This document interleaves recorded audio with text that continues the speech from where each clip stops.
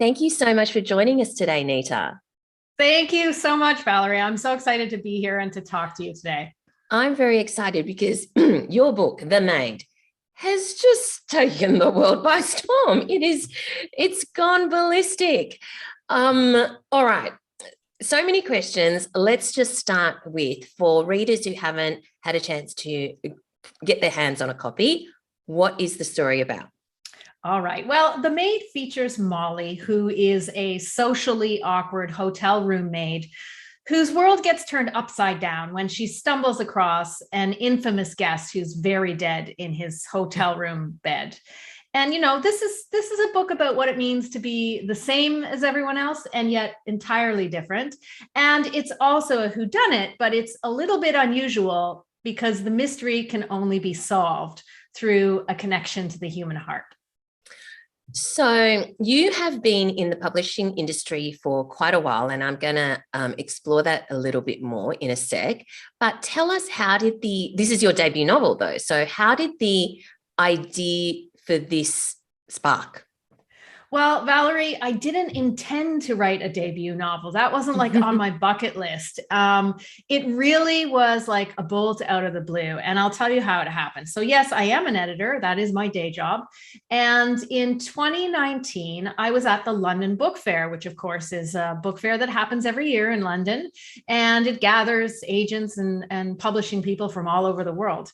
And I was staying at a London area hotel, and I stepped out of my hotel for a business meeting. And when I returned and opened the door to my room, I stumbled across the maid, and she was cleaning it. And I remember her jumping back into this shadowy corner. And the embarrassing part is that she was holding my track pants in her hand, which of course, like a fool, I had left in a tangled mess on my bed. And I looked at That's her. Not that embarrassing, It's not like she was holding your underwear. Well, exactly. It could have been worse, but in retrospect, I've learned don't do that. I looked at her and I thought, like, it's such an invisible and intimate job to be a roommate. She'd been cleaning my room day after day. She knew so much about me, but I knew not a thing about her. And it was funny. It was just one of those little moments that somehow lodges in the back of your brain. I didn't think about it after that. But then a few days later, I was on my plane ride home, and that's when it really hit me. And it was Molly's voice. And it was clean and crisp and precise. It was polished to perfection. It sounded just like that in my head. Mm-hmm. And I didn't have any paper. So I grabbed the napkin from under my drink and I wrote the prologue in a single burst. I know it's ridiculous. It's a total cliche, but it's actually the truth. So I can't really change the story now. And that prologue is the prologue to The Maid. Okay, so that's 2019, and you're writing this on the plane on your way back from London. When you were writing the prologue, though, did you know it was going to be a novel? I did. I knew pretty quickly that there was enough in this germ of an idea that I really wanted to give it my very best try. And that motivated me. Like, that voice really drew me to wake up at horrendous hours of the morning, 5 a.m., to do, a stint of writing before my day job began at 9. So at that point, though, did you know it was going to be a whodunit, or were you just intrigued by the character of Molly? I knew a few things. I wasn't really sure if I had 2 feet firmly in the mystery world or in the thriller world, but I knew a couple of important things. I knew that she was a maid, and I knew she worked at a hotel. So those were sort of gifts that came with that voice. And so then I thought more about it, and it became clear to me that this was going to be a kind of whodunit. And I wanted to have a nod to the glory in the Art Deco world of, something like the Agatha Christie, of course, the master of the genre. And so that took me down the avenue of this particular novel. So that's interesting that you say that about that vibe, that Agatha Christie kind of Art Deco vibe, because even though this is a contemporary novel, the atmosphere, the feel, the vibe that you have created is so distinct to kind of make you think, is it actually from another era? Now, what did you have to, obviously you wanted that vibe, so that's what you were going for. What did you have to do on a technical level to achieve that when actually it's a contemporary setting? Well, it was a tricky balance of many things. So I had to balance dark and light, and evil and good, and contemporary and traditional. And so part of my joy and exploration was seeing how I could push the boundaries, the extended ends of all of those extremes. The difficult part of writing a mystery is that it's such a well-trodden genre. There are so many masters of it, not only Agatha Christie, of course, but so many people have followed in her footsteps and created incredible works. And so my challenge was figuring out, how am I going to innovate and do something different while paying homage to, sort of the hallmarks and traditions that we all love about the mystery genre. And my solution, of course, was in a genre blend. So we have, on the one hand, a traditional whodunit, which has, a flavor of the board game Clue and a nod to Agatha Christie, and maybe even some of the tonal consistency of Knives Out. But on the other hand, there's something else going on here that isn't just a mystery, and it is a journey of growth. A novel that really influenced me was Eleanor Oliphant is Completely Fine by Gail Honeyman. I think this was a genre game changer in our market a few years ago, because we had as our lead protagonist this young woman who was so traumatized and so cactus prickly. And yet, as a reader, you dislike her at the beginning, and the journey is all about finding love for her. And that was extremely beguiling to me. And so with Molly, I wanted the reader to sort of step behind her eyes, to live inside her skin. And hopefully, if I've done my job right, to live for a while as Molly is to come to love her. Well, Molly is also about to come to life on the screen, because it's going to be made into a movie starring Florence Pugh, who is such a fantastic actress, I think Oscar-nominated actress, and a young woman who really, I can really picture her as Molly. But before we get on to, oh my God, it's being made into the film, take me back. You're on the plane, and can you talk to a kind of timeline as to when you wrote it? And you have a day job, so how you fit it in, and how long it took before you got to a draft that you were happy with? Well, I always have two answers for that question. And so my answers are, the book took me 5 months to write, and the book took me 20 years and 5 months to write. So I will explain, because that makes no sense. I've been working in the publishing industry for almost 2 decades, and I have learned everything I know about craft and storytelling from building out worlds with my authors, from their allowance of me in the midst of their worlds and their stories. And that has given me such a rule book and a guidebook in order to write this novel. So when I did actually commit to giving it a true try, getting that first draft down, it did only take me about 5 months. But, that is because I had studied as an apprentice for so very long. Yes, yes. And so in those 5 months, though, did you write in early in the morning? When did you write? Yes. I am an early morning writer for the most part. So I changed my life entirely. I got up at 5 a.m. every day, and I worked for 4 hours before starting my day job at 9. Wow. Yeah. And then sometimes, if I had the energy, sometimes I did, sometimes I didn't, then I do another stint at night, usually not writing, but reading what I'd read in the morning, editing it, and making a plan for my writing day the next morning. So it was strenuous and arduous, but I learned a sort of muscle memory from it that I still use today. So I get up every morning at 5 a.m. and I write. Wow. Okay. So when you were writing in that 5 months, did you give yourself 5 months, or did you kind of go, I'll just write until it's finished? No, I gave myself no deadlines whatsoever. Right. I just I just let myself be motivated by the engine of the story. And that took me back every morning, which is telling. Yes. And then did you then have any kind of benchmark or word count goal to achieve in a week or a day? No, not really. There were, I think on my best days, like there was one day that I wrote about 5,000 words. And, the reason I did is because I'd been waiting so long to get to this scene. Now I can't tell you exactly. No spoilers. But I can say it was a very important moment with Molly and her grandmother. And the reason why I could write, so much in a single sitting was because I'd been building to that moment. I knew it was coming. I knew from the get-go, I knew from very early on in my drafting process that this was a tentpole that I had to reach.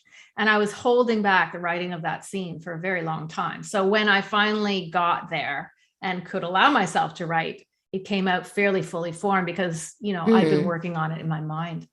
So with the exception of that pivotal scene, did you know what was going to happen in this plot, or did you just discover it as you started writing?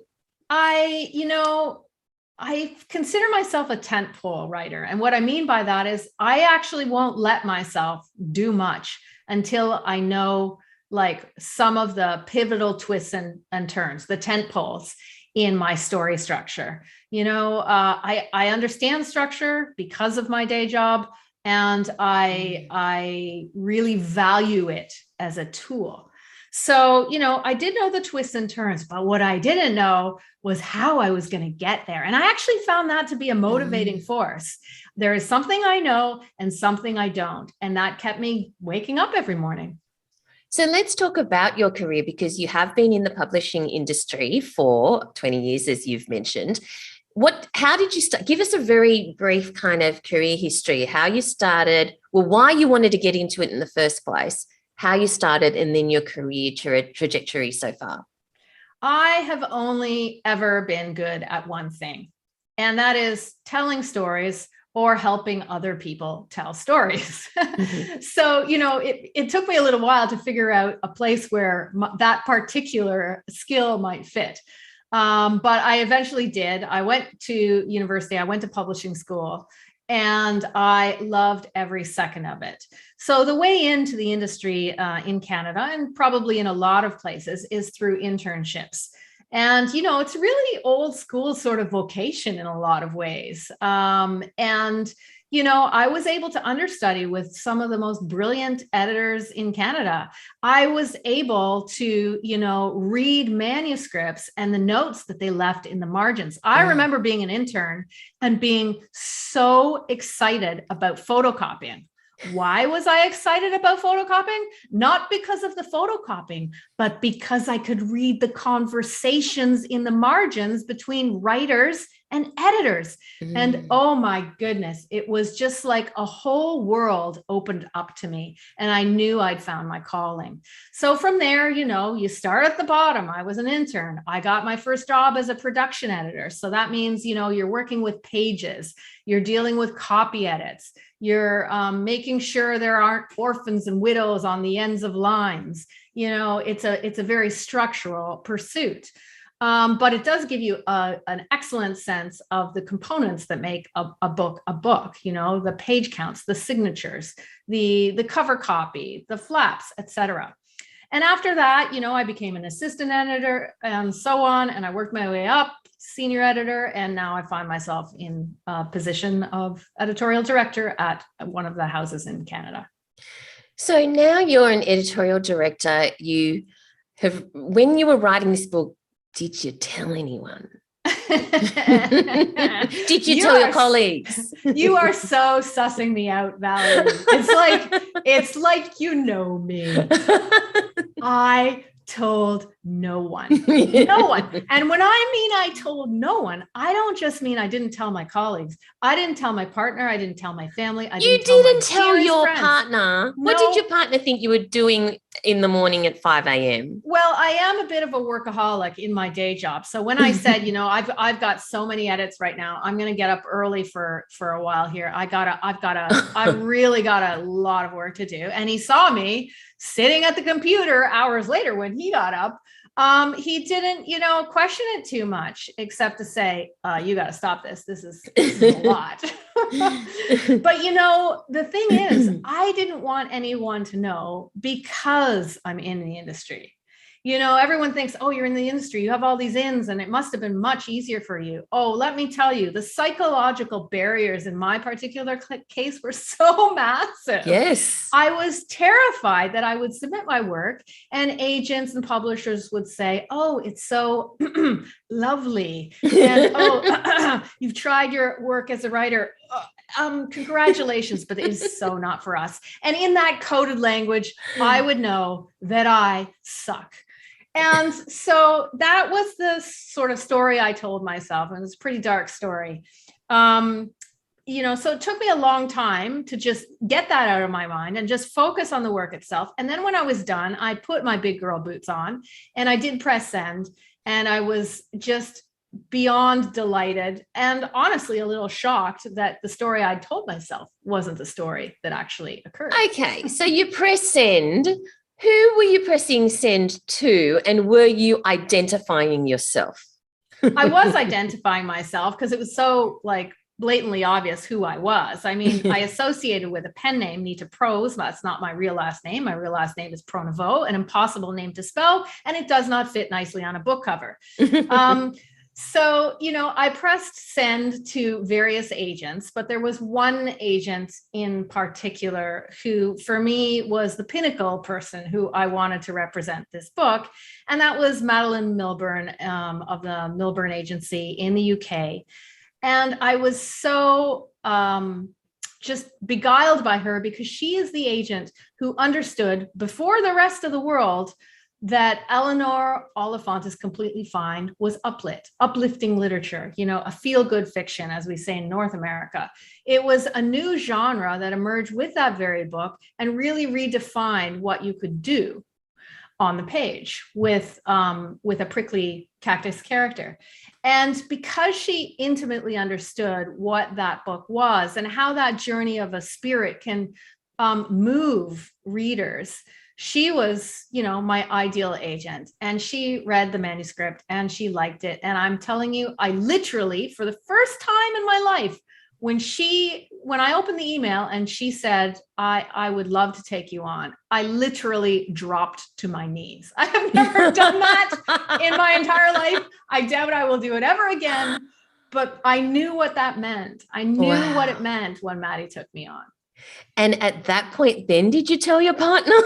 Yeah, I kind of had to. Before that, when I was actually done the draft, before I sent it out, that's when I told my partner, and I confessed. Was he quite shocked that the person he was living with had written an entire novel and he didn't even know? Well, he was telling me for years, why don't you write a novel? Why? So no, he was like, I knew it. I knew you had to be up to something. All right. That's because he knows me so well, he knew not to interfere. But that is a really good question. Why now? Why haven't you written one before? Partly because I love my day job so much. That I really do love the work that I do with other authors on their narrative worlds. And partly because this idea was just so striking to me that I felt a deep commitment to give it a good and proper try. So your agent gets the book deal and now you're on the other side of the table and you have to work with someone like you who is giving you feedback on your novel and the characters and the structure and so on. So what was that experience like? And was it what you expected? It was because, editorial is in my blood. It was so utterly important to me to find the right editors. And, I think a lot of writers think of editors in an adversarial sort of way, especially debut authors. But I know because of my experiences that when you find an editor or editors who share your vision for a book, the results can be extraordinary and they can elevate your work in such fundamental and important ways. So I actually had 3 incredible editors. So Nicole Winstanley at Viking in Canada, Charlotte Brabin in the UK at Harper Fiction, and Hilary Tiemann at Penguin Random House Ballantine in the US. And this trio of brilliant women triaged my work.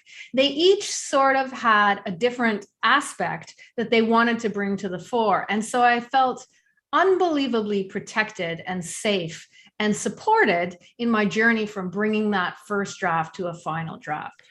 Why were there 3 editors and how did that work? Did they do it concurrently? Did they do it in different versions? How did that work? So they worked all together and they would combine their notes and provide their, singular vision on a single manuscript with a note attached outlining the larger substantive pieces. And the reason that happened is because, there were 3 big territories trying to build a global publication together. And that does happen with great regularity in the publishing business. Perhaps it's not talked about too much, but it's certainly a model that I have participated in as an editor. And my experiences have always been, really, really good. And sometimes something can be built that's really extraordinary with the right set of eyes, the combo of eyes. Can you remember, and did you drop to your knees when you heard the news that for sure it was going to be made into this movie and there was, Florence attached to it? By this point, I had gained full control of my legs. And, so that was a one-time only moment. But I will say I was pretty darn happy when Universal Pictures optioned the film and Florence Pugh wanted to star in it. I mean, she is, as you said, so extraordinary. What I love about her is her ability to make the most unusual, unconventional, crazy choices on the screen. And so to combine that innate ability as an actor with the character of Molly, I mean, the potential is explosive and very exciting. Oh, yes. Now let's talk about the character Molly, because she came to you, in your head at that experience in London and outpoured the prologue. She is a very quirky, unique, very likable character. She is unique. Where in the world did Molly come from? Well, I think she's a medley of things. In many ways, she's like me. And then in fundamental ways, she's quite different. Years ago, before I worked as an editor, for a while, I was a teacher. And I taught special needs students, teenagers, in fact. And it was such a formative part of my life. And it's a part of my life that I think about to this day. And it was one of those moments where I went in one role, the role of a teacher, and I came out in the opposite role. I feel like I learned more from my students than I could have ever possibly taught them.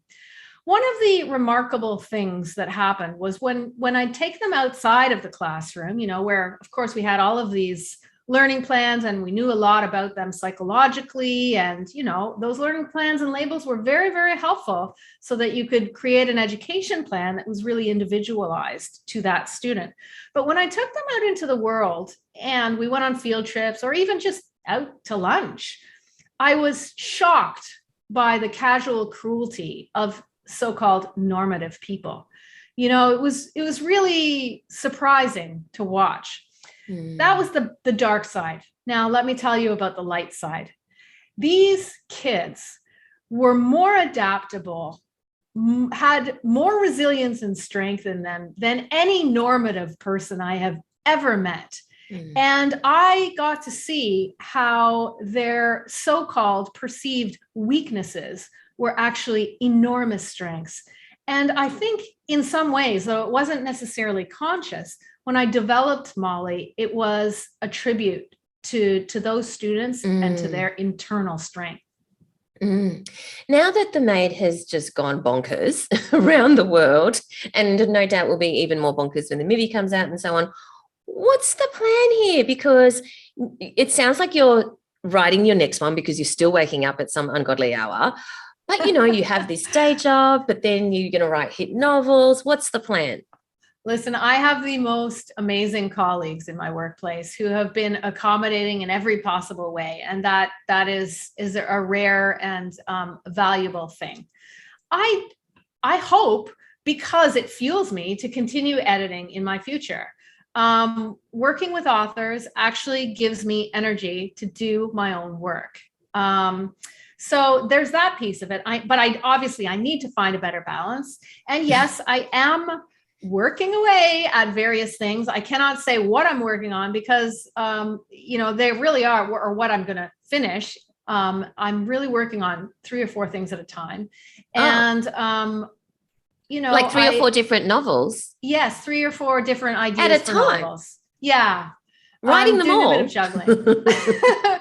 Well, I'm trying things on for size, okay. Yeah. It's like, you go and you need a few outfits and you go to the store and you like that and this and that, but you're not sure if this one is actually going to suit you and how it's going to look. So you have to try it on, so that's what my process is right now. And I'm finding it quite exciting and fun. And through this, I will somehow figure out what my next steps are. Wow. All right. So you've mentioned that you have used a pen name, Nita Prose. Now, did you have a bit of a giggle to yourself that you were, that's because that's what you do? You make prose Nita, or did you? There is a story behind that choice. And it's not that I decided to give myself that name per se, but at work, people have called me Prose for a long time. They don't call me Nita. They don't call me Pronovo. They call me Prose. Hey, Prose, will you look at this copy? Hey, Prose, how's that manuscript you just got in? Hey, Prose, about that recent acquisition, do you think we should publish it in the fall or in the spring? So, it just seemed like the most natural thing to call myself because it's a name I hear all the time. And it's also my Twitter handle and has been for many, many years. So I truncated my last name. Wow. All right. So let's end with, what are your top 3 tips to aspiring writers who want to get their debut novel out there one day? Okay, well, whenever I give this sort of advice, some people inevitably don't like it. So that is my caveat. Mm-hmm. Okay. All right. My first, because it means going backwards. So often people want to put their work out there before it's ready to put out there. So the first piece of advice I would say is read. Read voraciously. Read like an omnivore. Don't only read inside your genre, read outside of it. And when you read, don't just read for pleasure, although that's a great thing to do on your first reading, but study form. Take everything apart, dissect it, understand what the story mechanisms are, and think to yourself if you can learn some of those mechanisms and apply them to your own work. That is my first piece of advice. The second piece of advice is, when you finished a draft of something, instead of sending it immediately to an agent or to whomever, wait a week, put it away, give yourself the time not to think about it. It is such a hard thing to do, to write. And, you are blind when you're in that narrative maze. You cannot see. That is part of your function and job, is not to see, but to plow ahead without knowing what's up ahead in those hidden corners. But when you're done, so much can be learned by stepping away from your work, not thinking about it, and then coming back sometimes a week, sometimes a month later, and reading it with fresh eyes. And it's at that point that you can, be the gift of your own editor to yourself and really improve your work. And I guess my last piece of advice is, don't give up. Yes. Writing is a vocation that takes time. It is not a craft that is developed overnight. It's okay to fail. It's okay to not get everything right at first. It's going to take time to develop your voice and your worlds and your characters, and then to try out the business aspects, which can I get an agent? Will the publishers like my work? And so on.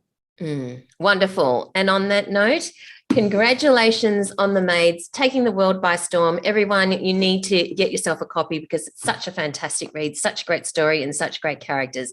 Thank you so much for your time today, Nita. Thank you, Valerie, for the amazing questions.